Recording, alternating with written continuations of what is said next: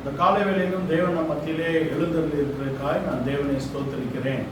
நம்மை சிருஷ்டித்தவரும் அவருடைய வார்த்தையினால் நம்மை ஆதரித்து வழிநடத்தி நம்மை ஜெயம் பெற செய்கிறவருமாக்கிய நம்முடைய இயேசு கிறிஸ்துவின் வல்லமையுள்ள நாமத்தினாலே நான் உங்கள் ஒவ்வொருவரையும் வாழ்த்துகிறேன்.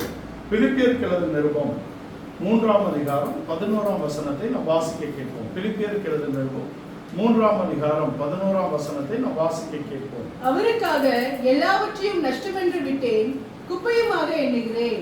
அவருக்காக எல்லாவற்றையும் நஷ்டம் என்று விட்டேன், குப்பையுமாக எண்ணுகிறேன் என்று பிலிப்பிய நிருபக்காரர் அந்த சபைக்கு தன்னுடைய சாட்சியை எழுதுகிறார். 1ஆம் அதிகாரத்தின் 21ஆம் வசனத்திலே கிறிஸ்து எனக்கு ஜீவன், சாவு எனக்கு ஆதாயம் என்ற இடத்திலே கிறிஸ்துவின் ஜீவனை அடைந்து கொள்ளும்படியாக அவர் சாவை ஆதாயம், மரணம் எனக்கு ஆதாயம் என்ற இடத்திலே கொண்டு வருகிறார்.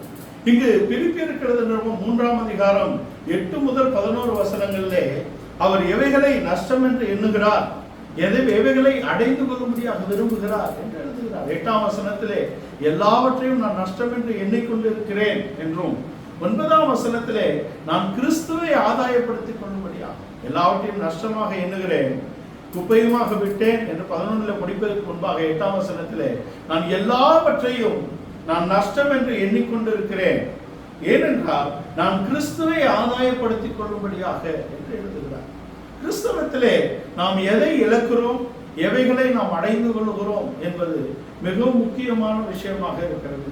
எவைகளை நாம் நஷ்டமாக விடுகிறோம், எவைகளை நாம் லாபமாக எண்ணுகிறோம், எவைகளை நாம் அடைந்து கொள்ளும்படியாக நாம் எத்தனித்திருக்கிறோம் என்பதுதான் நாம் எப்படிப்பட்டவர்கள் என்பதை கணிக்கக்கூடியதாக இருக்கிறது. ஆவிக்குரியவர்கள் பூமிக்குரிய சகல காரியங்களையும் நஷ்டம் என்ற இடத்திலே விட்டு கிறிஸ்துவுக்கு அடுத்தவைகளை லாபம் என்ற இடத்திலே பெற்றுக்கொள்ள வேண்டும் என்பதை தான் பிலிப்பியர் நிருபத்தின் 1ஆம் அதிகாரத்தின் 21ஆம் வசனத்திலும் 3ஆம் அதிகாரத்தின் 8 முதல் வசனங்களிலும் அவர் சொல்லுகிறார். நான் எல்லாவற்றையும் நஷ்டம் என்று எண்ணிக்கொண்டிருக்கிறேன், அதை நான் நஷ்டம் என்று விட்டேன், குப்பையுமாக எண்ணுகிறேன், ஏனென்றால் நான் கிறிஸ்துவை ஆதாயப்படுத்திக் கொள்ளும்படியாக, அவரை அறிகிற அறிவின் மேன்மைக்காக, அவரோட சேர்ந்து அந்த மரணத்துக்குள்ளாகி எப்படியாகவும் நான் உயிரோடு எழுந்திருக்க வேண்டும் என்ற இடத்திலே தன்னுடைய காரியங்களை அவர் அட்டவணைப்படுத்துகிறார். இதுதான் நாம் ராஜாக்களுடைய காரியங்களை நாம் ஒப்பிட்டு நாம் கடந்த வாரத்திலே பார்த்தோம். யெரொபெயாமுக்கு எல்லா வாக்குத்தத்தங்களும் அவர் அங்கே சொல்லப்பட்டிருந்தாலும், தாவீதின் வீட்டை கட்டுகிறது போல உன் வீட்டை கட்டுவேன் என்று அவர் சொல்லி இருந்தாலும் கூட, அவன் பூமிக்குரிய தன்னுடைய ராஜ்யத்தை அவன் உறுதிப்படுத்திக் கொள்ளும்படியாக மெய்தேவனையும் மெய்யான பொருளாகிய எருசலேமையும் அவருடைய மெய்வழிகளையும் அவன் விட்டு தனக்கு அரசியல் ஆதாயத்துக்காக அவன் எகிப்தின் வழியை அவன் பின்பற்றுகிறான். எகிப்தில் தான் கண்டுகுட்டியை அவர்கள் கண்டுபிடித்தார்கள். எகிப்திலிருந்து வந்த பின்பும் கண்டுகுட்டிகளை தான் நாட்டுகிறார்கள். இஸ்ரவேலர்களை மீண்டும் அவன் வழிவிலகி போக செய்தான் என்பதுதான் அவன் மேல் வைக்கப்பட்ட குற்றச்சாட்டு. அவன் தானிலும் பெத்தேலிலும் அவன் கண்டுகுட்டிகளை நாட்டி அவைகளை அவர்கள் இஸ்ரவேலர்கள் வழிபட்டு வணங்கும்படியாக அவருடைய வழிகளை அவன் தாறுமாறாக்குகிறான் என்பது அவனுடைய சுயலாபத்துக்காக, அவனுடைய அரசியலுக்காக அவைகளை அவன் எடுத்துக்கொண்டு மெய்தேவனையும் அவருடைய வழியையும் அவன் விட்டு விலகக்கூடிய இடத்துல இருந்தான் என்பதுதான் அவன் மேல் கொண்டு வரப்பட்ட நியாயத்திற்கு காரணமாக இருக்கிறது என்பதை நாம் தெரிந்து, அதற்கு ஒரு எச்சரிக்கையை தான் 1 ராஜாக்கள் 13ஆம் அதிகாரத்திலே நாம் பார்க்கிறோம். 1 ராஜாக்கள் 13ஆம் அதிகாரத்திலே அவனுக்கு அந்த எச்சரிப்பு வந்திருக்கிறது. வந்து அவன் ஒரு தேவனுடைய தீர்க்கதரிசி வந்து அந்த எச்சரிப்பின் வார்த்தைகளை அவனுக்கு சொல்லி எச்சரித்தாலும் கூட அதை அவன் எதிர்க்கக்கூடிய இடத்திலே தன் கையை நீட்டி அந்த கை நின்று விட்டது. இப்பொழுது அவன் கை நீண்டு விட்டதே, என்ன செய்ய வேண்டும் என்றால், அந்த தீர்க்கதரிசி எதை நஷ்டமாக எண்ணினான், எதை லாபமாக எடுத்துக்கொண்டான் என்பதை நாம் பார்க்கிறோம்.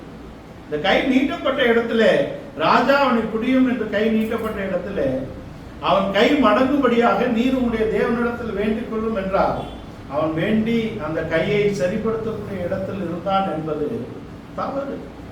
தேவனுடைய வார்த்தையை சுமந்து கொண்டு வந்த மனிதன் தேவனுடைய வழியிலே இந்த ராஜாவை, இஸ்ரவேலின் ராஜாவை லாபப்படுத்தும்படியாக தன்னுடைய காரியங்களை நஷ்டப்படுத்தி இருக்க வேண்டும். தன் விருப்பத்தின்படி ஒரு ஜெபத்தை ஏறெடுத்து அவனை மீண்டும் அதே நிலவரத்தை விட்டுவிட வேண்டுமா? அது தேவன், அந்த தேவனுடைய தீர்க்கதரிசி கொடுத்த சந்தர்ப்பம் என்பதை நாம் அறிந்து கொள்ளலாம். அதிலே நீ மெய் தேவனையும் எருசலேமையும் அவருடைய மெய்வழியையும் நீ விட்டு விலகினாயே, நீ எருசலேமுக்கு வா, உன் கையை நான் சரிப்படுத்துவேன் என்று அந்த தீர்க்கதரிசி அவனை மெய்வழிக்கு கொண்டு வரக்கூடிய ஒரு சந்தர்ப்பத்தை அவன் இழந்து விட்டான். ராஜாவை அவன் லாபகரமாக கொண்டு வந்திருக்கலாம், இஸ்ரவேல் ஜனங்களை அவன் கொண்டு வந்திருக்கலாம், வரலாறு அவர்களுடைய வரலாறே மாறி போயிருக்கும். இந்த இடத்துல அவன் செய்யாதபடிக்கு தேவனுடைய தீர்க்கதரிசி அவன் தன் இஷ்டப்படி ஒரு ஜெபத்தை அங்கே செய்து ஜெபித்தால் நடக்கும், நடக்காது என்று சொல்லும்.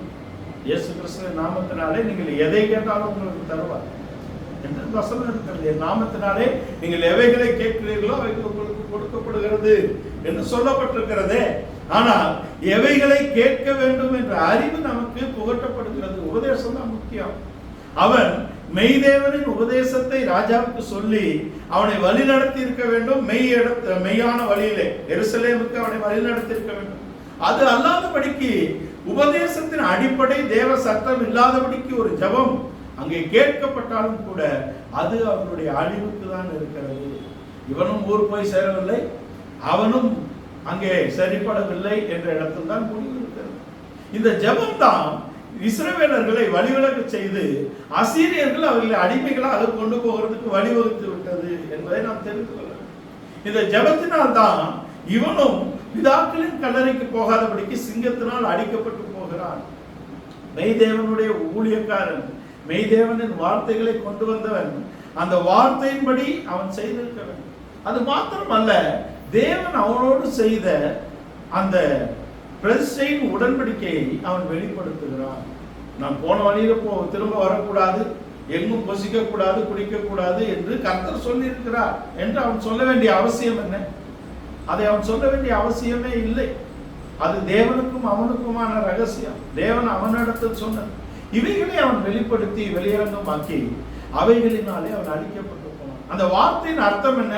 ஐயா ராஜா, நீங்க கூப்பிடுறீங்க, எனக்கு வர விருப்பம் தான், ஆனாலும் கர்த்தர் போகக்கூடாதுன்னு சொல்லியிருக்காரே என்றுதான் அது அர்த்தப்படக்கூடிய இடத்தில் இருக்கிறது. நான் வரமாட்டேன் என்று அவன் சொல்லுறான். ஆனால் வார்த்தைகள் எப்படி இருக்கிறது? நீருடைய ராஜ்யத்தில் பாதி கொடுத்தாலும் உடைய வீட்டில் பாதி கொடுத்தால் நான் வரமாட்டேன் என்று சொல்லக்கூடிய இடத்துல அவன் இருக்கிறான். ஆனால் அந்த வார்த்தையிலே உண்மை இல்லை என்பதுதான் அவன் பிடிபட்டு போகிறான். இந்த வார்த்தை உண்மையாக கொண்டு வந்தவன் ஒரு பொய்யின் வார்த்தையினால், ஒரு பொய் தீர்க்கதரிசினால் அவன் கொல்லப்பட வேண்டுமா என்பதை நாம் சிந்தித்து பார்க்கலாம். அவன் திரும்பி போன இடத்துல ஒரு கிள தீர்க்கதரிசி வந்து இவனை ஒரு வார்த்தை சொல்லி இவனை திருப்பி கொண்டு போய்விடுகிறான். அதை தேவனுடைய தீர்க்கதரிசி என்று சொல்லக்கூடிய அவன் இந்த வார்த்தை தேவனுடைய வார்த்தை தானா என்று ஆராயாதபடிக்கு அதை நம்பி அவன் கெட்டு போனான் என்பதாக இருக்கிறது. தேவனுடைய வார்த்தையை கேட்டு அது தேவனுடைய வார்த்தை தானா என்ற இடத்துல ஆராயாதபடிக்கு தேவனுடைய வார்த்தைக்கு எதிரான வார்த்தைகளை நம்பி கெட்டு போன இடத்துல இந்த தேவனுடைய ஊழியக்காரனும் தேவனுடைய வார்த்தை தானா என்று ஆராயாதபடிக்கு அந்த வார்த்தைகளுக்கு கீழ்ப்படியாத இடத்துல யோசியாவையும் நாம் கடந்த வாரத்தில் பார்த்தோம். யோசியா எவ்வளவு பெரிய ராஜா! இந்த யோசியாவை பற்றி தான் இவர் தீர்க்க தரிசனம் சொல்லியிருக்கிறார். 1 ராஜாக்கள் 13 பலிபீடமே பலிபீடமே உண்மையில் பலியிடக்கூடிய இனமான இந்த ஆசாரியருடைய எலும்புகளை உண்மையிலே தகனிக்கக்கூடிய ஒரு குமாரன் தாவீதுக்கு பிறக்கிறான் யோசியா. இந்த யோசியா வார்த்தையை கேட்காதபடிக்கு மடிந்து போகிறான். இந்த தேவனுடைய தீர்க்கதரிசி பொய்யான வார்த்தைகளுக்கு செவி கொடுத்து அதை ஆராயாதபடிக்கு அவன் கேட்டு போகிறான், மடித்து போகிறான் என்பதை நாம் பார்க்கிறோம். இந்த தேவனுடைய சட்டம் இல்லாதபடிக்கு நாம் செய்யக்கூடிய ஜெபங்கள் தான் நம்மை ஒரு நியாய தீர்ப்புக்கு கொண்டு போகக்கூடிய இடத்தில் இருக்கிறது என்பதற்கு இந்த தேவனுடைய தீர்க்கதரிசி ஒரு சரியான முன்னுதாரணமாக இருக்கிறார் என்பதை நாம் தெரிந்து கொள்ள வேண்டும். அவன் இந்த செய்த ஜெபம் அவனை விடுதலையாக்கி இஸ்ரவேலை இங்கேயே விட்டுட்டு அவன் போன இடத்துல ஒரு கிழட்டு தீர்க்கதரிசி வந்து இவன் வழியை மறித்து கர்த்தர் தான் சொன்னார் நீ என் வீட்டில் புசி என்று சொன்னவன் புசித்துக் கொண்டு இருக்கும் போதே நீ கர்த்தருடைய வார்த்தை மீறினபடியினால் நீ உன் தேசம் போய் சேர முடியாது, வழியில சிங்கம் உன்னை அடித்து போகும் என்ற வார்த்தை ஏன் வர என்றால் இவன் வார்த்தையை ஆராயவில்லை. இவன் உண்மையாக அந்த வார்த்தையின்படி இஸ்ரவேலை வழிநடத்தக்கூடிய எச்சரிப்பை கொண்டு வந்தவன் அந்த உண்மையான வார்த்தையின்படி உபதேசத்தின்படி அவன் இல்லை. அது மாத்திரமல்ல, தேவனோடு செய்த பொருத்தனைகளை உடன்படிக்கைகளை அவன் வெளிப்படுத்தி காண்பித்து அதனாலே வீணாய் போனான் என்பதை நாம் தெரிவிக்கிறோம். இந்த கிள தீர்க்கதரிசியை நம்முடைய ஆவிக்கும் நம்முடைய மனதுக்கும் இந்த தேவனுடைய தீர்க்கதரிசியை நாம் நமக்கு அளிக்கப்பட்ட பரிசுத்த ஆவிக்கும் நாம் ஒப்பனையாக எடுத்துக்கொள்கிறோம். தேவனுடைய வார்த்தைகளை கேட்டு அதன்படி நடக்கக்கூடிய இடத்துல இருக்கும் பொழுது ஒரு கிள தீர்க்கதரிசி வழிவிலக செய்து விட்டானே என்பது நம்முடைய ஆவி. நாம் பெற்ற ஆவி, இது தேவனுடைய ஆவி நம்முடைய இருதயத்திலே ஊற்றப்பட்டிருக்கிறது. நம்முடைய ஆவி நமக்குள்ளே ஏற்கனவே இருக்கிறது என்பது அது நமக்கு விருப்பமான வழிகளிலே நம்மை நடத்தக்கூடிய இடத்தில் இருக்கிறது. ஆனால் தேவனுடைய வார்த்தையை அவருடைய ஆவியை கொண்டு நாம் கணக்கிட்டு தான் நடக்க வேண்டும் என்பதற்கு இது உதாரணம். ஏன் திரும்பணும்? ஆராய்ந்திருக்கணுமே, இது தேவன் தான் சொல்லுகிறாரா, தேவனுடைய தீர்க்கதரிசிக்கு இது தேவனுடைய வார்த்தை தானா என்பதில் ஒரு உறுதி இல்லாதபடிக்கு எப்படி திரும்பி இருக்கலாம்னா, அவன் மனதும் அவன் மாமிசமும் விரும்பின வழிகளிலே அவன் நடக்கும்படியாக இருக்கிறான். கூப்பிட்ட உடனே போயிட்டாரே, திரும்பிட்டாரே, நானும் தீர்க்கதரிசி தான், கடவுள் தான் சொன்னார் வா அப்படின்னு சொன்னா, கடவுள் தான் சொன்னாரா, நீ தீர்க்கதரிசி தானே, அவருடைய வார்த்தையை உறுதிப்படுத்தக்கூடிய அந்த தீர்க்க தரிசனத்தின் ஆவி உன்னிடத்தில் இருக்கிறது அல்லவா, தேவனுடைய ஆவி உன்னிடத்தில் இருக்கிறது அல்லவா, நீ ஆராய்ந்தல்லவா இதை செய்திருக்கிறது. யோசியாவுடைய வாழ்க்கையிலும் நாம் பார்த்தா, அங்கே யோசியா தாவீதின் வழிகளிலே நடந்தான் என்று எழுதப்பட்டிருக்கிறது. அவன் தாவீதின் வழிகளிலே நடந்திருக்கிறான்.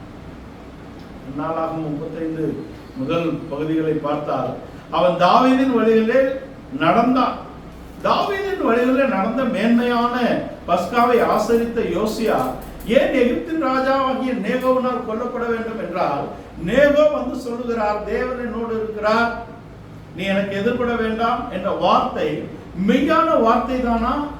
நீ தாவீதின் வழியிலே நடந்த தாவீதின் குமாரன் அல்லவா, அதை விசாரித்திருக்க வேண்டும் அல்லவா, அதை விசாரிக்காதபடிக்கு அவன் போனான் என்பது தவறு. அதை அவன் விசாரித்து ஆராயவில்லை. மேலா அவன் எதிரி ராஜா தானே, அவனோட எப்படி தேவன் பேசுவார் என்றால், நீ தேவனுடைய ராஜா அல்லவா, நீ தாவீதின் குமாரன் அல்லவா, நீ அதை ஆராய்வாய் என்ற நம்பிக்கை அவரிடத்தில் இருக்கிறது அல்லவா. இதற்கு ஆதாரமாக அங்கே மேலான எந்த அதிகாரத்துக்கும் நாம் கீழ்ப்படிய வேண்டும் என்று ரோம நிருபக்காரர் எழுதுகிறார். மேலான எந்த அதிகாரத்துக்கும் நாம் கீழ்ப்படிய வேண்டும். 11ஆம் அதிகாரத்தில் மேலான எந்த அதிகாரம், அவனை ராஜாவாக்க. இன்றைக்கும் நம்முடைய தேசத்திலே நமக்கு விருப்பமில்லாத ஆட்சிகள் வருகிறது போல நாம் நினைத்தாலும், தேவன் அல்லாமல் ஒரு அதிகாரமும் பூமியிலே உண்டாக்கப்படுகிறதில்லை, கொடுக்கப்படுகிறதில்லை. தேவனே அந்த அதிகாரங்களை கொடுத்து அவருடைய திட்டத்தை நிறைவேற்றக்கூடிய இடத்திலே அவர் இருக்கிறார். அவருடைய திட்டம், அவருடைய வழி நடக்கிறது. இந்த யோசியா பாபிலோனுக்கு அடிமைகளாக போகக்கூடிய நேரத்தில் ஏன் பிறக்க வேண்டும்? முன்குறிக்கப்பட்ட யோசியா என்றார், அவன் பிறக்காதபடிக்கு இருந்த குறைபாடுகள் அவனுடைய பிதாக்களுடைய வாழ்க்கையிலே இருக்கிறது. அவனுடைய பிதாக்கள் வளர்ந்து இருந்தாலும், தேவ சித்தம் செய்யும்படியான வளர்ச்சி இருந்தாலும், அவர்கள் அதை செய்து முடிக்காதபடிக்கு அவருடைய வாழ்க்கையிலே காணப்பட்ட குறைபாடுகள் யோசியாவை இந்த நிலைமைக்கு கொண்டு வருகிறதாக இருக்கிறது என்பதை நாம் தெரிவிக்கிறோம்.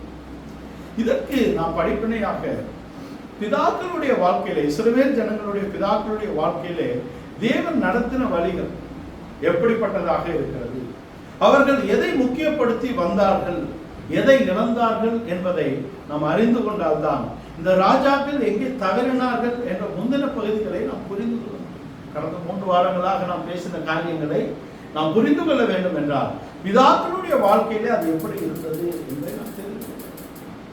ஆபிரகாமை தேவன் அழைத்த போது அவர் ஊர் எனும் கல்தேயருடைய தேசத்தை விட்டு விட்டார்.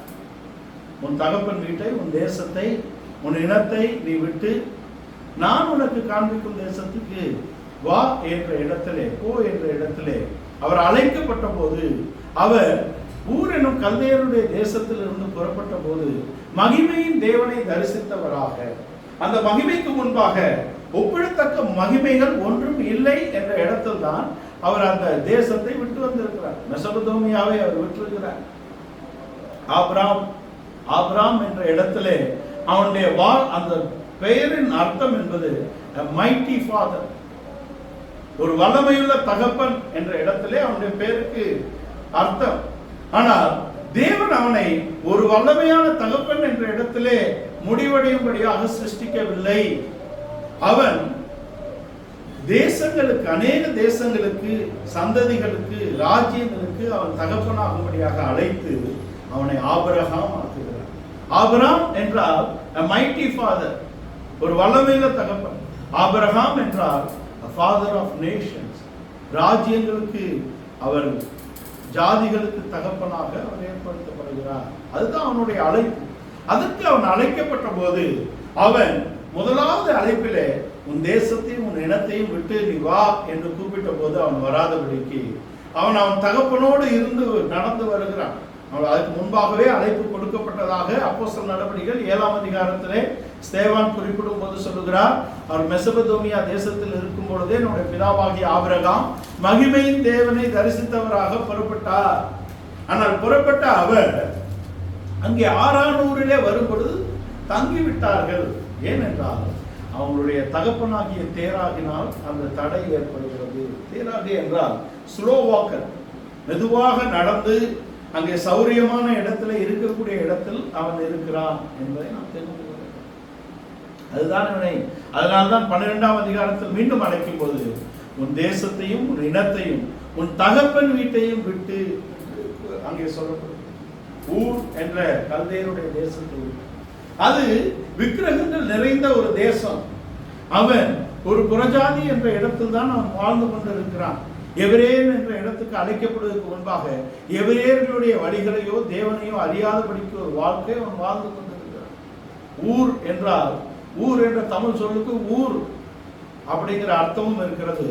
ஊர் என்ற தமிழ் சொல்லுக்கு தீ, நெருப்பு, அக்னி என்ற அர்த்தமும் இருக்கிறது. அவன் விக்கிரகங்களை எதிர்த்ததனால் அவன் ஒரு அக்கினி பரீட்சை கடந்துதான் வந்திருக்கிறான் என்று அர்த்தப்படும்படியாக தான் அது எழுதப்பட்டிருக்கிறது. அந்த அக்கினி பரீட்சையிலே அவன் தேசத்தையும் விட்டிருக்கிறான், இடத்தையும் விட்டிருக்கிறான்.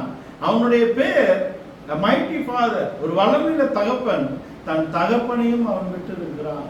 தேவனை ஆதாயப்படுத்திக் கொள்ளும்படியாக தன் இனத்தை, ஜனத்தை விட்டது மாத்திரமல்ல, தன் தகப்பன் வீட்டையும் அவன் விட்டுதான் தேவனை ஆதாயப்படுத்திக் கொள்ள இடத்திலே அவன் வருகிறான் என்பதை நாம் தெரிந்து கொள்கிறோம். ஆபிரகாமுடைய வாழ்க்கையிலே அவன் தகப்பன் வீட்டை அவன் விட்டிருக்கிறான், அவன் இனத்தை அவன் விட்டிருக்கிறான், அவன் தேசத்தை அவன் விட்டிருக்கிறான். தகப்பன் என்ற இடத்தில் இருக்கக்கூடிய அவனுடைய பெயருக்கு எதிர்மறையான ஒரு செயல்தான் அங்கே நடக்கிறது என்பதை நாம் தெரிந்து கொள்ள வேண்டும். அந்த எதிர்மறை போல் காணப்பட்டாலும் அது சரியான இடத்துக்கு வர வேண்டும் என்றால் தேவனுடைய வார்த்தையை அவன் பற்றி கொண்டவனாக தன் பயணத்தை அவன் ஆரம்பிக்கிறான் என்பதை நாம் தெரிந்து கொள்ள வேண்டும். ஆபிரகாமுடைய வாழ்க்கையிலே அவன் தன் தேசத்தை, தன் இனத்தை, தன் தகப்பனையும் அவன் விட்டுதான் பிரிய, தகப்பன் வீட்டையும் அவன் விட்டு பிரியக்கூடிய இடத்தில் தான் தேவன் அவனை நடத்துகிறார். முதலாவது தேவனுடைய வார்த்தையை நாம் பற்றி கொள்ள வேண்டும். அதற்காக தேவனுடைய வார்த்தையின்படி நடப்பதற்கு நாம் ஜாக்கிரதையாக, விழிப்புள்ளவர்களாக இருக்க வேண்டும். தேவன் தம்முடைய வார்த்தையினாலே சகலத்தையும் சிருஷ்டித்தவர். தம்முடைய வார்த்தையினாலே, வல்லமையினாலே நமக்குள்ளே ஒரு ஜெயத்தை கொண்டு வரும்படியாக இருக்கிறார் என்பது ஆபிரகாமுடைய வாழ்க்கையிலே நாம் கற்றுக்கொள்ளக்கூடிய பாடமாக இருக்கிறது. ஆபிரகாம் என்ற இடத்துக்கு அவன் வருவதற்கு முன்பாக ஆபிராம் என்றுதான் இருக்கிறது. ஹே என்ற எபிரேய வார்த்தை ஆபிராமோடு சேர்க்கப்பட்டுதான் அவன் ஆபிரகாம் என்ற இடத்துக்கு வருகிறான். இந்த ஏ என்ற வார்த்தை ஆபிரகாமுக்கும் கொடுக்கப்படுகிறது, சாராய்க்கும் கொடுக்கப்படுகிறது. இந்த ஹே என்ற வார்த்தை தேவனுடைய நாமத்தில் இருந்த 2 ஹேவை அவர் ஆபிரகாமுடைய வாழ்க்கையிலே கொண்டு வருகிறார். யோத் ஹே, வாவ் ஹே என்ற தேவனுடைய நாமம். தேவனுடைய நாமம் என்பது எபிரேயத்திலே யோத் என்ற எழுத்தும், ஹே என்ற எழுத்தும், வாவ் என்ற எழுத்தும், ஹே என்ற எழுத்தும் வருகிறது. யோத் ஹே, வாவ் ஹே என்ற தம்முடைய நாமத்தில் இருந்த 2 ஏ என்ற எழுத்தை ஆபிரகாமுக்கு அவர் கொடுக்கிறார். கொடுக்கப்பட்ட போதுதான் ஆபிரகாம், சாராயும் அங்கே ஒரு மாற்றத்துக்குள்ளே வருகிறார்கள். இப்பொழுதுதான் அவர்கள் ஆவிக்குரியவர்கள் என்ற நிலவரத்துக்கு வரக்கூடிய இடத்திலே இருக்கிறார்கள். நீங்கள் கணித்து பார்த்தால் ஆபிரகாமுக்கும் சாராய்க்கும் தான் இஸ்மவேல் பிறந்திருக்கிறான். இஸ்மவேல் ஆகாருக்கு பிறந்தாலும் கூட சாராவின் மடிக்கு தான் அவன் பிள்ளைகளை பெற்றெடுக்கிறான் இல்லையா? அப்பொழுது இந்த பெயர் மாற்றம் ஏற்படவில்லை. அப்பொழுது தேவன் அவர்களோடு பரிபூர்ணமான இடைப்பட்ட அந்த இடத்துக்கு அவர்கள் வரவில்லை. குறைபாடுகள் இருக்கிறது. 14ஆம் அதிகாரத்திலே ஒரு ஜெயத்தை பெற்றவன் 15ஆம் அதிகாரத்திலே நான் உனக்கு மகா பெரிய பலனாய் இருக்கிறேன் என்று சொல்லும்போது பிள்ளை இல்லையே என்றார். உனக்கு நான் ஒரு சந்ததியை கொடுப்பேன், உன் கர்ப்ப பிறப்பானவனே உனக்கு சுதந்திரவாளி என்று சொல்லப்பட்டு 6ஆம் வசனத்துல என்ன சொல்றாரு? அவன் விசுவாசித்தான், அது அவனுக்கு நீதியாக எண்ணப்பட்டது. ஆனால் சுதந்திரிக்கப்பட்ட தேசத்தை குறித்து இதை நான் எப்படி அறிந்து கொள்வேன் என்று கேட்ட இடத்திலே பலிகளை கொண்டு வர சொல்லுகிறார். பலியிலே குறைபாடுகள் காணப்படுகிறது என்று சொன்னாலும் ஒரு பலியின் குறைபாடுனாலா 400 வருஷம் இந்த ஜனங்கள் அடிமைப்பட்டு போனார்கள்? அப்படி நம்ம யோசிக்கணும். ஒரு பலியின் குறைபாடுனால் மாத்திரமா 400 வருடம் அவர்கள் அடிமைப்பட்டு போனார்கள்? எமோரியருடைய அக்கிரமம் நிறைவேற வேண்டும் என்று சொல்லுகிறாரே, ஏன் என்றால் நாம் யோசித்து பார்த்தால் தேவன் நடத்துகிற வழிகளை நாம் திரும்பி பார்ப்போமானால் அது ஒருவேளை கடினமான வழி போல் காணப்பட்டாலும் அவை யாவும் நம்மை ஒரு ஆவிக்குரிய நிலையிலே கொண்டு வருவதற்காக தேவன் நம்மை உருவாக்கக்கூடிய இடத்திலே வழி நடத்தக்கூடிய வழிகளாக இருக்கிறது. அவர் தம்முடைய வார்த்தையினாலும் வல்லமையினாலும் நம்மை ஒவ்வொரு நாளும் அவர் நம்மை மெழுகேற்றி அந்த ஜெயத்துக்கு கொண்டு வரும்படியாக விரும்புகிறார். ஆபிரகாமுடைய வாழ்க்கையிலே குறைபாடுகள் இல்லை என்று நாம் சொல்ல முடியாது, இருந்தது. ஆனால் இந்த குறைபாடுகளுக்காக மாத்திரமா 400 வருடம் அவர்கள் போனார்கள் என்றால் இல்லை. அதிலே என்ன இருக்கிறது என்றால் இவர்கள் ஒரு தேசமாக உருவாகும் வரைக்கும் இந்த கூட்டம் காக்கப்பட வேண்டும், ஆபிரகாமின் சந்ததி காக்கப்பட வேண்டும் என்பதும் ஒரு கருத்தாக இருக்கிறது. நாம் தெரிந்து கொள்ள 75 பேர் 70 பேர் தான் 75 பேர் தான் உள்ள போறாங்க எகிப்துக்குள்ளே. ஆனால் திரும்பி வரும் பொழுது 6,03,055 பேர் இருக்கிறாங்களே. 6,03,500 சில்லற பேர் இருக்கிறாங்க. 6,5 லட்சம் பேர் கிட்டத்தட்ட அங்கே எகிப்திலிருந்து புருஷர்கள் மாத்திரம் வெளியாக்கப்படுகிறார்கள். அப்போ இந்த 70 பேர் போய் 6,5 லட்சம் புருஷர்கள் ஆகும் வரைக்கும் இந்த தேசம், இந்த இனம் காக்கப்பட வேண்டும் என்பது அதில் இருந்த கருத்தாக இருக்கிறது. ஆபிரகாமுடைய வாழ்க்கையிலே தேவன் நடத்தின வழிகள் என்பது அவனுடைய குறைபாடுகளுக்கான தண்டனை என்று நாம் காணாதபடிக்கு அதுவும் அவனை உருவாக்கக்கூடிய அவர்களுடைய சந்ததிகளை பாதுகாக்கக்கூடிய இடத்தில் தான் தேவன் வழி நடத்துகிறார் என்பதை நாம் தெரிந்து கொள்ள வேண்டும். ஆபிரகாமுக்கு அதற்கான வார்த்தை கொடுக்கப்பட்டது, அதற்கான அவகாசம் கொடுக்கப்பட்டது. அவன் பொறுமையோடு காத்திருந்துதான் அந்த சுதந்திரத்தை அவன் பெற்றுக்கொள்ள வேண்டும் என்பதாக நம்முடைய வாழ்க்கையிலே நாம் தேவன் நடத்தக்கூடிய வழிகளை நாம் அறிந்து கொள்ள வேண்டும். அதை எதற்காக நடத்துகிறார் என்பதை புரிந்து கொள்ளும்படியாக அவருடைய வார்த்தையை நாம் அறிந்து கொள்ள வேண்டும், புரிந்து கொள்ள வேண்டும், பற்றி கொள்ள வேண்டும். அவருடைய வார்த்தை, அவருடைய ஆவி, அவருடைய வல்லமை நம்ம எப்படி நடத்தக்கூடிய இடத்தில் இருக்கிறது என்பதில் தான் நம்முடைய வாழ்க்கையை தேவன் எவ்வளமாக நடத்தி ஜெயம் பெற செய்கிறார் என்பதை நாம் அறிந்து கொள்ளக்கூடிய வழிகளாக இருக்கிறது என்பதை ஆபிரகாம் தேவனுடைய வார்த்தை பற்றி கொண்டுதான் அவன் ஜீவிக்கிறான். அந்த தேசத்தை அவன் சுதந்திரத்துக்கும்படியான வாக்குத்தத்தத்திலே அவனுக்கு உறுதியும், அவனை அழைத்த தேவனிலே அவனுக்கு ஒரு நம்பிக்கையும், அவருடைய வாக்குத்தத்தங்களில் அவர் மாறாதவர் என்ற உறுதியும் அவனுக்கு இருக்கு. அதுதான் ஆபிரகாம் விசுவாசத்துக்கு தகப்பன் என்று அழைக்கப்பட்டிருக்கிறார். அவன் விசுவாசிக்கக்கூடிய எந்த ஏதும் இல்லை. நான் காண்பிக்கும் தேசத்துக்கு வா என்றால் அவர் காண்பிக்கிற தேசம் என்பது அவன் அதுவரை கண்டிராத ஒரு தேசம். அவனுடைய நம்பிக்கை எல்லாவற்றையும் அவன் முழுவதும் தேவன் மேல் வைத்திருக்கிறான். ஒரு பக்கத்திலே தகப்பன் வீட்டை இழந்து வந்திருக்கிறான், இன்னொரு பக்கத்திலே அவன் காத்திருந்து ஒரு குமாரனை பெற்றுக் கொள்ள வேண்டும். இந்த வார்த்தையை நம்பி அவன் காத்திருந்து ஒரு குமாரனை பெற்றுக் கொள்ள வேண்டும். அது ஈசா. அந்த குமாரனையும் அவர் பலியிட சொல்லும் பொழுது அவரை விசுவாசித்து பலியிட ஆயத்தமாக இருக்கிறார்.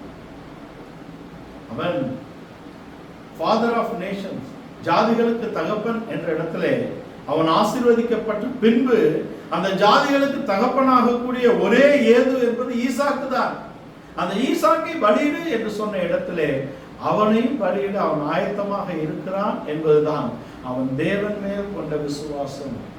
அந்த விசுவாசத்தை நாம் அடைந்து கொள்ள வேண்டும் என்றால் தேவனை நாம் அறிந்து கொள்ள வேண்டும் என்பதாக இருக்கிறது. தேவனை அறிந்தால்தான் நாம் அவரை விசுவாசிக்க முடியும். ஏனென்றால் தேவனை அறிவது என்பதுதான் நம்முடைய அன்பின் ஆரம்பமாக இருக்கிறது. நாம் அவரை அறிந்து கொண்டே இருக்க வேண்டும் என்பது நாம் அன்பிலே வளர்ந்து கொண்டு இருப்பதாக இருக்கிறது. அன்பின் ஆழம், அகலம், நீளம், உயரம் என்ன என்பதை அறிந்து கொள்ள வல்லவர்களாக அவர் மாற்றுகிறார் என்ற இடத்திலே அந்த வல்லவர்களாக மாற வேண்டும் என்றால் நாம் அவரை அறிய வேண்டும். அதனாலதான் பவுல் எழுதுகிறார், அவரை அறிகிற அறிவின் மேன்மைக்காக நான் எல்லாவற்றையும் நஷ்டம் என்று எண்ணுகிறேன், குப்பையுமாக விட்டேன். ஏனென்றால் அவரை அறிய வேண்டியபடி நான் அறிய வேண்டும் என்பதுதான் கருத்து. தேவனை அறியாதவன் தேவனில் அன்பு கூற முடியாது. தேவனை அறிந்தால்தான் நாம் தேவனில் அன்பு கூறக்கூடியவர்களாக நாம் இருக்க வேண்டும். தேவனை ஆபிரகாம் சரியாக அறிந்திருக்கக்கூடிய இடத்திலே அவருடைய வழிநடத்தல் இருக்கிறது என்பதை நாம் தெரிந்து ஆபிரகாம் தேவனை மகிமையின் தேவனாக அவர் மெசொப்பொத்தேமியாவிலே அறிந்து கொள்கிறார். உன்னதமான தேவனாக அவர் இருக்கிறார். 14ஆம் அதிகாரம் சர்வவல்லமையுள்ள தேவனாக அவர் அவனுக்கு வெளிப்பட்டார். சதா காலம் உள்ள தேவனாக தன்னை அவர் வெளிப்படுத்தி காட்டியது மாத்திரமல்ல, அவருக்காக ஆபிரகாமுக்காக யாவையும் செய்து முடிக்கக்கூடிய ஒரு தேவன் என்ற இடத்திலே மோரியா மலையிலே அவன் அறிந்து கொள்கிறான். நான் உனக்கு காண்பிக்கும் தேசம் என்ற இடத்திலே அவன் அந்த தேசத்திலே அவன் அறிந்து கொள்ளக்கூடிய பகுதி என்பது அந்த மலை பகுதி தான். அவன் ஈசாக்கை பலியாக கொடுத்த அந்த இடம்தான் தேவன் அவனை சரியாக நடத்தி வந்த இடம். அந்த இடத்தில் தான் அவன் சரியான வாக்குத்தத்தங்களை உறுதிப்படுத்திக் கொள்ளக்கூடிய இடத்திலே இருக்கிறான் என்பது தேவன் அவரை அவர் ஆபிரகாமுக்கு வெளிப்படுத்தி காட்டினது மாத்திரமல்ல, அந்த இடத்தில் தான் ஆபிரகாம் பரிபூர்ணமாக தேவனுடைய நம்பிக்கைக்குரியவனாக மாறுகிறார் என்பது அங்கே 22ஆம் அதிகாரத்தில் முதல் பகுதியாக இருக்கிறது. 12ஆம் வசனம் வரைக்கும் உன் மகனை, உன் குமாரன், உன் சேஷ்டபுத்திரன், உன் ஏகசுதன், உன் ஒரே பேரான குமாரன், உன் ஏகசுதன், உன் நேசகுமாரனை எனக்காக பலியிடு என்று சொல்கிறார். ஆனால் 12ஆம் வசனத்திலே அவன் நேசகுமாரனாக பலியிடவில்லை என்று எழுதப்பட்டிருக்கிறது. 2 பகுதி தான். அந்த பலியிலே 3க்கு 2 ரேஷியோல தான் கொடுத்திருக்கிறார். 3 பகுதிக்கு 2 பகுதி தான் அவர் பலியாக்கி இருக்கிறார்.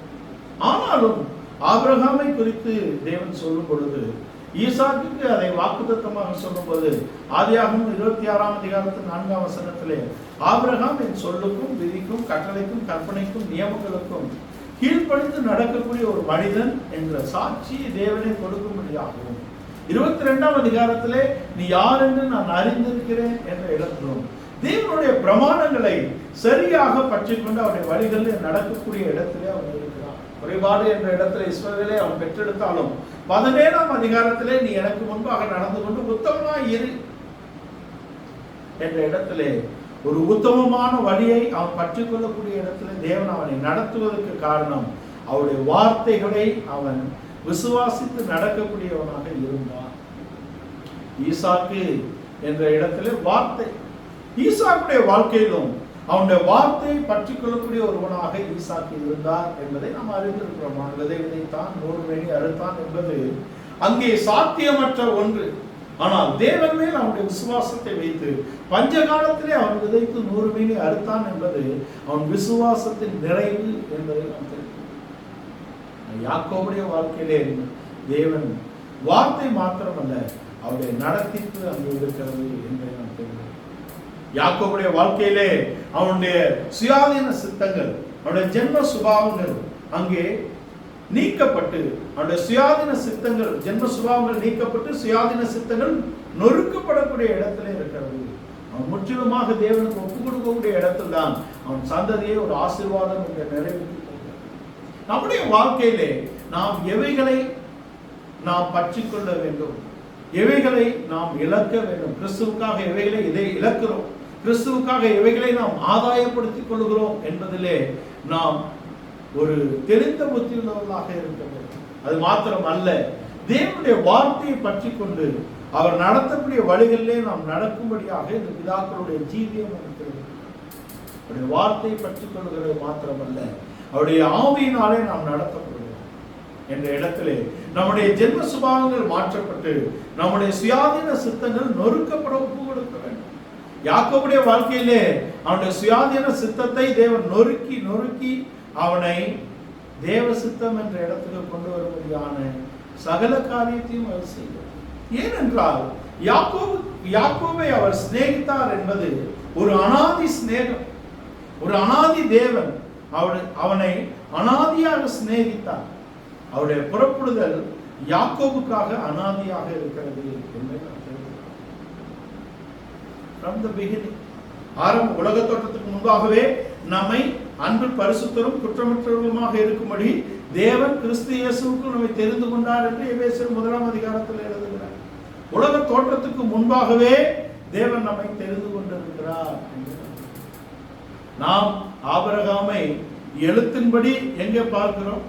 ஆதியாகமம் 11 அதிகாரத்தின் கடைசியில் இருந்துதான் நாம் ஆபிரகாமை எழுத்தின்படி பார்க்கிறோம். ஆனால் ஆபிரகாம் வார்த்தையின்படி 2 அதிகாரத்திலேயே இருக்கிறார். ஆதியாகமம் 2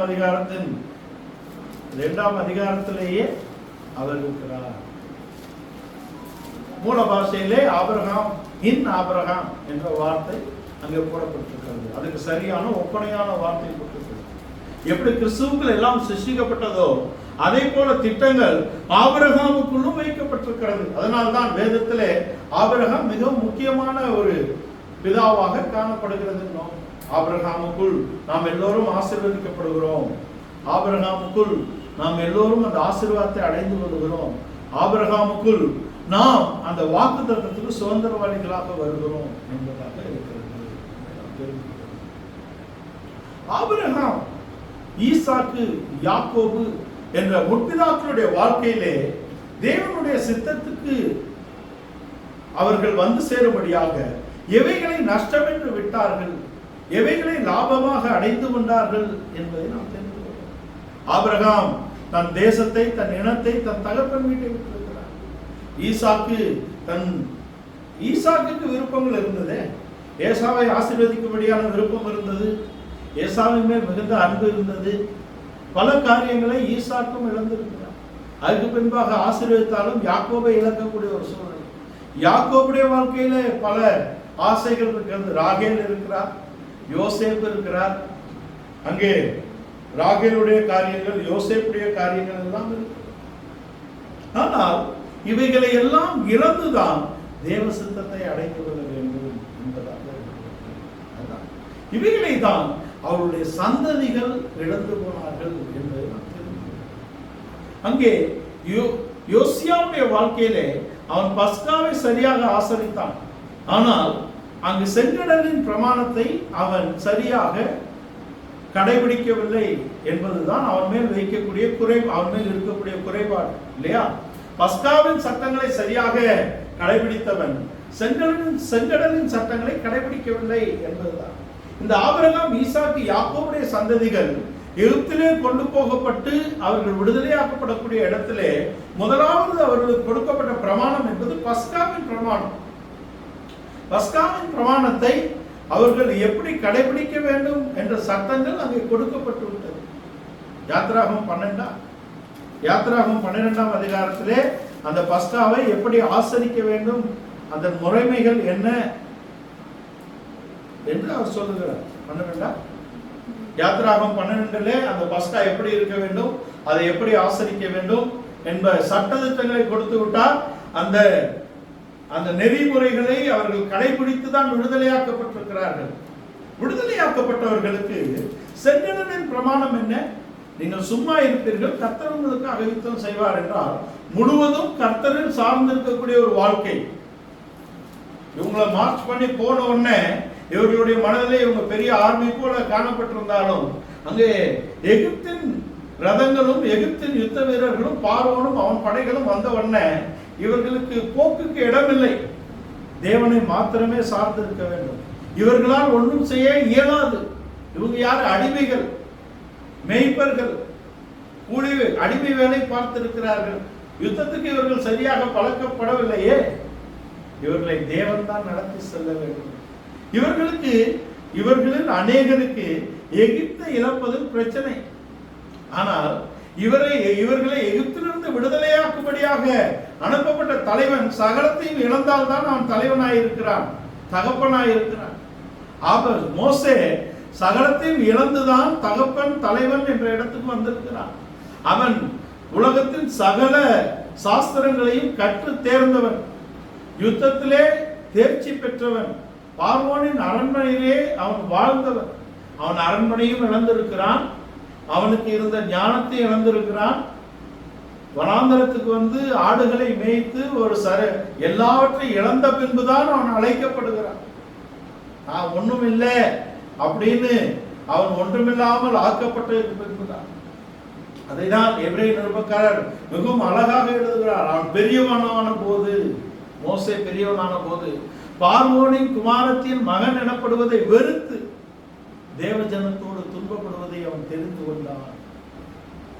மோசே எதை தெரிந்து கொண்டார் என்பதை நாம் பார்க்கிறோம்.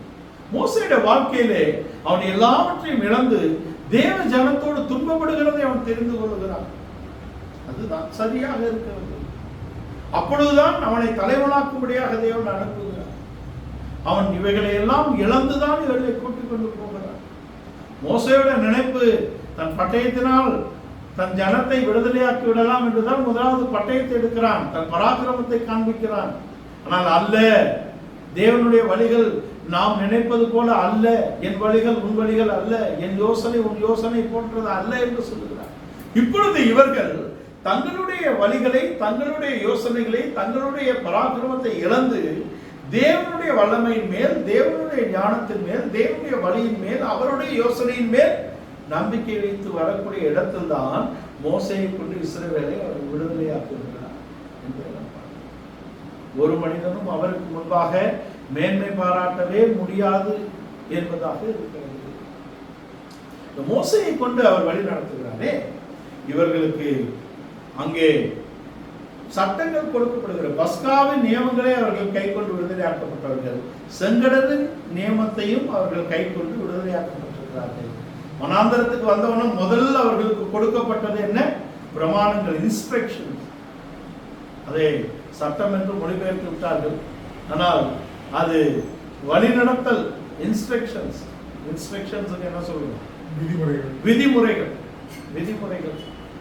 அவர்கள் நடக்க வேண்டிய விதிமுறைகளை அவர்களுக்கு சொல்லி அதன்படி நடத்துவதற்காக அங்கே முதலாவது ஃபர்ஸ்ட் ஸ்டேஷன் அவங்க சீனாய் மலைகிட்ட ஒரு வருடம் அங்கே இருக்கிறார்கள்.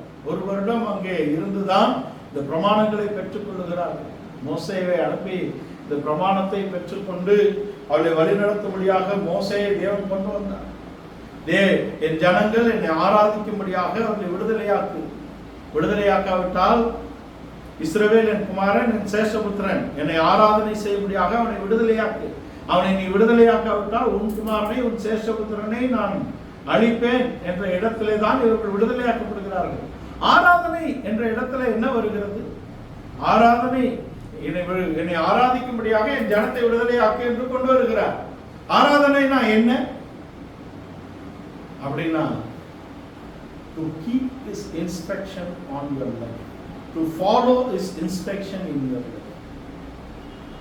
அவருடைய சட்டதிட்டங்களை, விதிமுறைகளை நாம் கை கொண்டு வாழ்வதுதான் தேவனுக்கு ஏற்ற ஆராதனை. அவருடைய வார்த்தையின்படி வாழ்வதுதான் அவருக்கு ஏற்ற ஆராதனை. நாம் அவருடைய வழிகளிலே நடப்பதுதான் நாம் அவரை ஆராதிக்கக்கூடியதாக இருக்கிறது என்பதன் அடையாளமாக தான் நம்முடைய ஜனத்தை அவர் விடுதலையாக்கி கொண்டு வந்த இடத்திலே அவருக்கு முதலாவது பிரமாணங்களையும் சட்டதிட்டங்களையும் கொடுக்கிறார். போனார் மேலே ஏறி, அதுக்குள்ளே இவர் கண்ணுக்குட்டி வச்சார் இல்லையா? அதுக்குள்ள கண்ணுக்குட்டி உருவாக்கப்பட்டு விட்டார். 340 நாள் மோசே சீனாய்க்கு 3 முறை ஏறி போகிறார். 3 முறை ஏறி போகக்கூடிய இடத்துல முதல் ஏறி போகிறார், பிரமாணங்களை பெற்றுக் கொண்டு வருகிறார். இரண்டாவது அதை உடைத்து விட்டு போய் மேலே போய் திரும்ப நீ கற்பனைகளை செய்து கொண்டு வா என்ற கட்டளைகளை பெற்றுக்கொண்டு திரும்ப வந்து கற்பனைகளை செய்து கொண்டு போகிறார். அப்படித்தானே? ஆனால் 2 முறை தான் என்று எழுதப்பட்டிருக்கிறது. ஆனால் 2வது இன்ஸ்ட்ரக்ஷனுக்கு அவர் போறாரு, அவர் போகிறார். அப்போ மோசேயின் இடத்தில் பிரமாணங்கள் கொடுக்கப்பட்டது. ஆனால் முழுவதுமாக மோசே இவர்களை நடத்தி கொண்டு போகக்கூடிய இடத்திலே இல்லை என்பது. மோசே இடத்தில் இந்த குறைபாடு காணப்படுகிறதா என்றால் ஜனங்களிடத்திலும் அந்த குறைபாடு இருக்கிறது. பூமியில சாந்த குணம் உள்ளவனை கோபப்படுத்தி விட்டார்கள். ஒன்று. இரண்டாவது, தேவன் பிரமாணங்களை கொடுத்தது மாத்திரமல்ல, அவர்களுக்கு வானத்தின் மன்னாவை கொடுத்திருக்கிறார். ஆரோனுக்கு பிரமாணம் கொடுத்துட்டாரு, அவன் என்னாலும் அங்கே ஆசரிப்பு கூடாரத்திலே விளக்கை ஏற்ற வேண்டும். அவனுக்கு பிரமாணங்கள் கொடுக்கப்பட்டிருக்கிறது. அவன் தேவ ஜனத்தை நிர்வாணம் ஆக்கின போது தேவன் தன்னுடைய பிளானை மாத்தல. அவன் மேல் வைத்த நோக்கத்தை அவர் நிறைவேற்றி அந்த ஜனத்தை பரிபூர்ணப்படுத்தும்படியாக அவர் விரும்புகிறார். அவனுக்கு ஒரு அலங்கார வஸ்திரத்தை தேவன் அங்கே டிசைன் பண்ணிட்டு இருக்கும் போது, அதை வடிவமைத்துக் கொண்டு இருக்கும் பொழுது, தேவ ஜனத்தை அவன் நிர்வாணம் விக்கிரகாராதனை என்ற இடத்துக்கு கொண்டு போய்விட்டான். மோசே வந்தார், அவனுடைய பேச்சும் அப்படித்தான் இருக்கிறது. ஆரோனுடைய குறைபாடுகள் அங்கே காணப்படுகிறது வெளிப்படையாக. ஆனால் நம்முடைய ஆசாரியன் குறைவற்றவராக இந்த பலிகளை செலுத்தி நம்மை நிறைவு என்ற இடத்துக்கு கொண்டு வர, நமக்கு பஸ்காவின் நியமம் சரியாக கிறிஸ்துவுக்குள் நிறைவேற்றப்பட்டிருக்கிறது. செங்கலின் நியமம் நாம் சரியாக நிறைவேற்றும்படியாக பரிசுத்த ஆவியானவர் நமக்கு கொடுக்கப்பட்டிருக்கிறார். நாம் காத்திருந்து வெள்ளனடியாக வனாந்தரத்திலே கொடுக்கப்பட்ட நியமங்கள் கானான் தேசத்துக்குள்ளும் கடைபிடிக்கப்படும்படியான நியமங்கள் கொடுக்கப்பட்டு வழிநடத்தக்கூடிய சரியான வழிநடத்துதல் நமக்கு கொடுக்கப்பட்டிருக்கிறது என்பதை நாம் தெரிந்து கொள்ள வேண்டும். இஸ்ரவேலுக்கு கொடுக்கப்பட்ட இவைகளிலே அவர்கள் தவறினார்கள், இடறினார்கள். ஆனால் நாம் தவறாதபடிக்கு இடராதபடிக்கு வழிநடத்தபடியாக அவருடைய வார்த்தையும் அவருடைய ஆவியும் நமக்கு பரிபூர்ணமாக குமாரன் மூலமாக கொடுக்கப்பட்டிருக்கிறது என்பதை நாம் தெரிந்து கொள்ள வேண்டும். மோசே இவர்களை வழிநடத்தி கொண்டு போகக்கூடிய இடத்துல இவர்கள் திருப்தியாகவில்லை. மன்னா, வானத்தில் மன்னா அவர்களை திருப்திப்படுத்தவில்லை. அங்கு ஆரோன் குறைபாடை நாம் பார்த்தோம். மலைக்கு போய் வருகிறதுக்குள் ஜனங்களை வழிதப்ப செய்துவிட்ட பிரச்சனைகள் இருக்கிறது. மோசே என்ற இடத்துல மோசே அங்க வந்து தன்னுடைய அபிஷேகத்தை 70 பேருக்கு பிரித்து கொடுக்கிறார். 70 பேருக்கு பிரித்து கொடுத்து அங்கே எத்ரோவின் ஆலோசனையின்படி 70 பேர் ஜனத்தை விசாரிக்க, நான் இனி எல்லா ஜனத்தையும் நேரடியாக விசாரிக்க முடியாது, 70 பேருக்கு தன் அபிஷேகத்தை பிரித்து கொடுக்கக்கூடிய இடத்துல அவர் போகிறார். மூன்றாவது, ஜனங்களும் மன்னாவினால் திருப்தியாகாதபடிக்கு இறைச்சி கேட்கிறார்கள். 3 இடங்களிலும் குறைபாடு என்ன என்பதை நாம் தெரிந்து கொள்வோம். தேவனுடைய வழிநடத்தலுக்கு முழுமையாக நாம் ஒப்பு கொடுத்து அவருடைய வார்த்தையை பற்றி கொண்டு அவருடைய வல்லமை அவருடைய ஆவிக்கு நம்ம ஒப்பு கொடுத்து நடக்க வேண்டும் என்ற இடத்திலே தகப்பன்மார் நடத்தக்கூடிய வழிகள் இருக்குது. அதிகாரிகள் நடத்திக்கு நமக்கு கொடுக்கப்பட்டிருக்கிறது.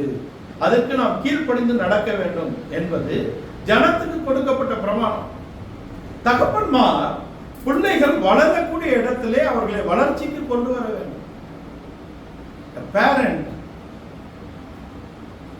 A pampering parent never let their children to grow. பிள்ளைகளை அப்படியே கோழி மாதிரி அமைக்கி பாதுகாத்தே இருக்கக்கூடியவர்கள் தாய் தகப்பன் பிள்ளைகளை தைரியமாக வளர விடவில்லை என்பதாக கீழ்ப்படிதல் வேண்டும், இருக்க வேண்டும். மோசே எல்லாவற்றுக்கும் மோசே தான். தேவன் ஜனத்தோடு பேசுறதுக்கு அல்ல, வேணாங்க நீங்களே பேசுங்க, நாங்க கேட்கறதா இல்லை, எப்படி நீங்களே பேசுங்க. நடத்திக்கு கொடுக்கப்பட்டிருக்கிறது. தேவனுடைய வார்த்தை நமக்கு கொடுக்கப்படுகிறது. அந்த சட்டத்திட்டங்களின்படி நாம் நடக்க வேண்டியது உண்மைதான். ஆனால் அதே சமயத்தில் ஜனத்தை அவன் வளர்ச்சிக்கு கொண்டு வந்திருக்க வேண்டும். இன்றைய கிறிஸ்தவமும் பேம்பரிங்ல தான் போகுது, பாதுகாக்கப்பட்டு தான் போகிறது. ஜெபம், விடுதலை இவைகளுக்கெல்லாம் வருகிறான், பிரச்சனைகளுக்கு வருகிறான்.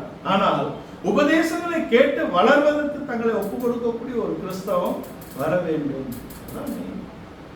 அதானே மோசே இல்லைன்னா அடுத்து அவங்க அவ்வளவுதான். ஒரு யோசுவாவை தேவன் எழுப்பாவிட்டால் இவர்களுடைய நிலவரம் என்ன? எழுப்புவார். ஆனால் இவர்கள் சூழ்நிலைகளை கையாளக்கூடிய இடத்துல வளரவில்லை. இறைச்சி கேட்கிறான், தண்ணி கேட்கிறான், நடத்துறாரு. அதை புரிந்து கொள்ளக்கூடிய புரிதல் இவர்களுக்கு வரவில்லை. ஒரு ஆவிக்குரிய வளர்ச்சியை ஜனங்கள் அடைந்து கொள்வது ஒரு தகப்பனுடைய கடமையாக இருக்கிறது. நம்ம தெரிஞ்சுக்கணும். ஆபிரகாம் அங்கே சரியாக வழி நடத்தினார் ஈசாக்கை. அதனால்தான் ஈசாக்கு தேவனுடைய சத்தத்தை கேட்டு சரியாக நடக்கக்கூடிய இடத்துல இருக்கிறார். அந்த வளர்ச்சி இருக்கிறது. பஞ்ச காலத்திலே அவன் தேவனை விசாரிக்கக்கூடிய இடத்துல இருக்கிறான். தேவனை எகிப்துக்கு போக வேணாம், இங்கே இருந்து சொல்லக்கூடிய இடத்துல இருக்கிறான். அங்க யாக்கோபை அவன் தாய் சரியாக வழி நடத்துகிறார். ஈசாக்குக்கு ஏசாவை ஆசீர்வதிக்க வேண்டும் என்ற எண்ணம் இருந்தாலும் அங்கே தாய் யாக்கோபை வழிநடத்தக்கூடிய இடத்துல சரியாக இருக்கிறது. யாக்கோபு அவனுக்கு தெரியுதே பிரச்சனை வருது, சத்துருக்கள் நெருக்குகிறாங்கன்னு உடனே தன்னை தனிமைப்படுத்திக் கொண்டு தேவனோடு உறவாடி போராடக்கூடிய ஒரு அனுபவத்தை அவன் பெற்றுக் கொள்கிறான். ஆனால் யாக்கோபின் சந்ததி அப்படி இல்லாதபடிக்கு முறையிடுகிறவர்களாகவும் முறுமுறுக்கிறவர்களாகவும் போனதுக்கு காரணம் என்ன? அவர்களுக்கு அந்த வளர்ச்சி இல்லை இல்லையா? வளர்ச்சி இருக்கணும், ஆளும் வளரணும், அறிவும் வளரணும் இல்லையா? ஆவிக்குரியவர்கள் வார்த்தையிலும் வல்லமையிலும் வளர வேண்டும். வார்த்தையை நாம் சரியாக புரிந்து கொண்டால்தான் அவருடைய வல்லமை, அவருடைய ஆவியிலே நாம் நடத்தப்படுகிறதை நாம் சரியாக புரிந்து நடக்க முடியும். இந்த குறைபாடுதான் இஸ்ரவேலிலே ராஜாக்கள் வந்த பின்பும் அவருடைய வாழ்க்கையில இருந்த குறைபாடுகளாக இருக்கிறது. தேவனுடைய தீர்க்கதரிசி வராரே, அவரும் வார்த்தையை ஆராயவில்லை, பொய்யான வார்த்தைகளை நம்பி மடிந்து போகிறார். யோசியா சரியான ராஜா, தாவீதின் எல்லா வழிகளிலும் சரியாக நடந்தவன். ஆனால் அந்த வார்த்தை தேவன் மூலமாக வருகிறதா அல்ல எதிரி நம்மை தந்திரமாக ஏமாற்றுகிறானா, அது சரியான வார்த்தை தானா என்பதை அவன் ஆராயாதபடிக்கு அவன் எதிர்கொண்டு போய் அவன் அறிவிக்கிறான். நம்முடைய வாழ்க்கையிலே சரி எது தவறு எது என்று நாம் ஆராய்ந்து அறிந்து வழிநடத்த தேவன் தம்முடைய அன்பின் குமாரனின் ராஜ்யத்துக்குள்ளே நம்மை கொண்டு வந்து ஆவியானவரை கொண்டும் அங்கே அப்போஸ்தலர்களை கொண்டும் அவர் ஆட்சி செய்து வந்தார், செய்து வந்து கொண்டே இருக்கிறார். இன்றைக்கும் சபை அவருடைய ஆவியானவராலே தம்முடைய ஊழியக்காரர்களை கொண்டு ஆளுகை செய்யப்படுகிறது. அங்கே ஏலியின் இடத்திலே கொடுக்கப்பட்ட பிள்ளை சத்தத்தை கேட்ட உடனே சரி கர்த்தர் பேசுறாருன்னு எடுத்துக்கலையே. சத்தத்தை கேட்ட உடனே ஏழு இடத்துல விசாரிக்கக்கூடிய ஒரு அடிப்படை அவனுக்கு போதிக்கப்பட்டிருக்கிறது சாமுவேல் இல்லையா? அந்த அடிப்படை வேண்டும். ஆனால் இழந்து போனவர்கள் விழுந்து போனவர்கள் யார் என்று நாம் பார்ப்போமானால் அவர்கள் இந்த நடத்திப்பை அதிகாரத்தை அங்கீகரிக்காமல் தங்கள் சொந்த சித்தங்களின்படி செய்தவர்கள் தான். முதல் ராஜாவே அந்த வேலை தான் பார்க்கிறார். நாம் எல்லோரும் அறிந்திருக்கிறோம், சவுலை பல முறை பேசியிருக்கிறோம். முதல் ராஜாவே அந்த வேலை தான் பார்த்தார். 11ஆம் அதிகாரம் 1 ராஜாக்கள் 11ஆம் அதிகாரத்திலே சகல காரியங்களும் வெளிப்படுத்தப்பட்ட பின்பும் இவன் எகிப்துக்கு போயிட்டு வந்த ஆளுங்க யெரொபெயாம். அதனால்தான் கண்டுகுட்டி செய்யறா. எகிப்தின் தெய்வங்கள் தான் கண்டுகுட்டிகள். எகிப்திலிருந்து வந்துதான் கண்டுகுட்டி செஞ்சாங்க. அதே கண்டுகுட்டி இஸ்ரவேலுக்கு கொண்டு வரானே. ஏனென்றால் அரசியல் ஆதாயம், தன் சொந்த விருப்பம், தன் ராஜாங்கத்தை உறுதிப்படுத்த வேண்டும். தேவனுடைய ஜனத்தை அல்ல, தன்னுடைய தரத்தை அல்ல, தன்னுடைய இஷ்டத்தை தான் அவன் பார்க்கலாம். தன் தரத்தை அவன் உயர்த்தி இருக்கலாம், தேவனுடைய ஜனத்தை அவன் காப்பாற்றி இருக்கலாம்.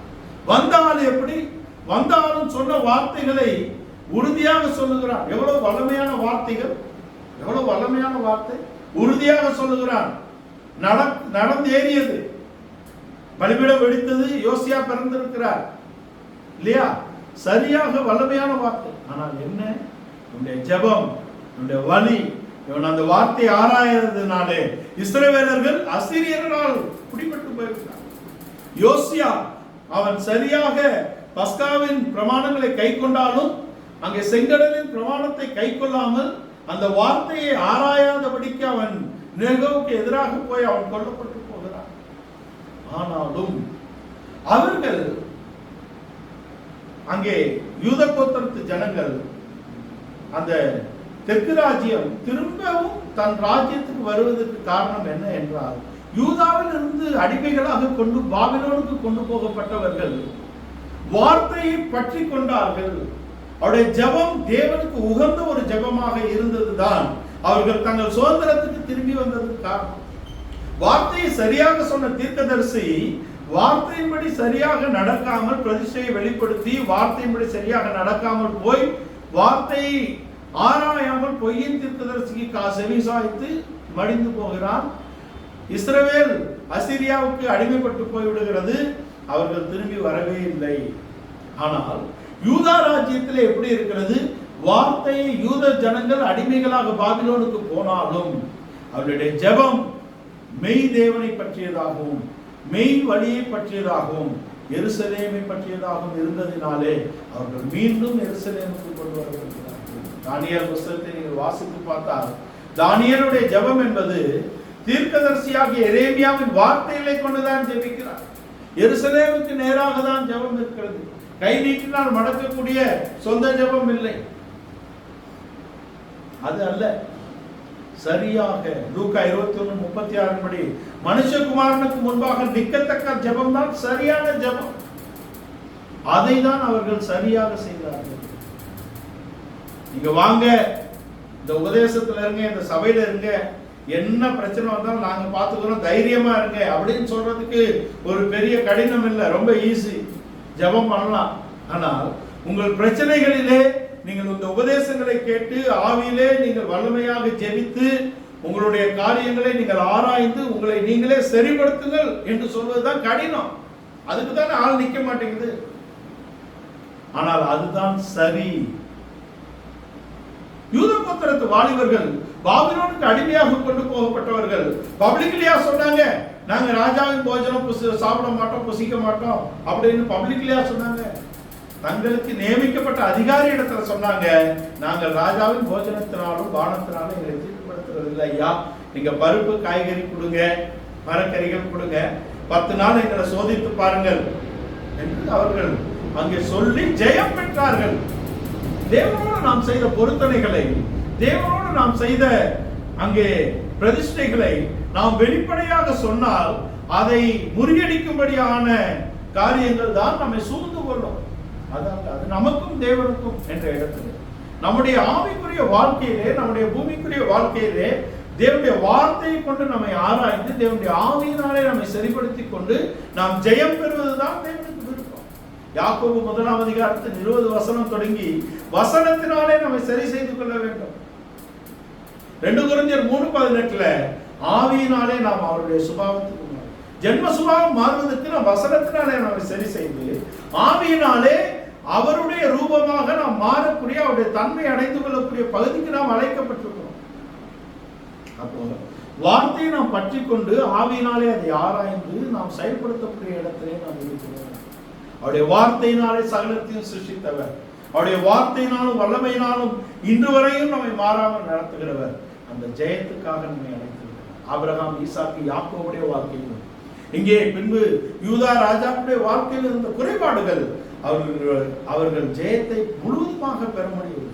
நம்முடைய வாழ்க்கையிலே நம்முடைய அருமை மணவாளன் இயேசு கிறிஸ்து, அவருடைய இயேசு கிறிஸ்து தன்னுடைய பிதாவின் வார்த்தைகளை பரிபூர்ணமாக நிறைவேற்றக்கூடிய இடத்திலே, பிதாவின் தன்மைகளை சரியாக வெளிப்படுத்தக்கூடிய இடத்திலே, பிதாவின் திட்டத்தை சரியாக நிறைவேற்றக்கூடிய இடத்திலே அவர் நிறைவேற்றி இப்பொழுது வலது பாரசத்திலே என்றென்றைக்கும் மாறாத ஆசாரியனாக நாம் ஒவ்வொருவருக்காகவும் அவர் பரிந்து பேசக்கூடிய இடத்திலே நான் போகிறது உங்களுக்கு நலமாயிருக்கும்.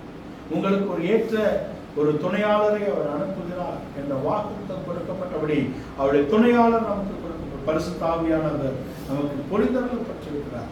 அவர் சகல சத்தியத்திலும் சகல நீதியிலும் பாவத்தை குறித்தும் உலகத்தை குறித்தும் நம்மை போதித்து நடத்தக்கூடிய இடத்திலே இருக்கிறார்.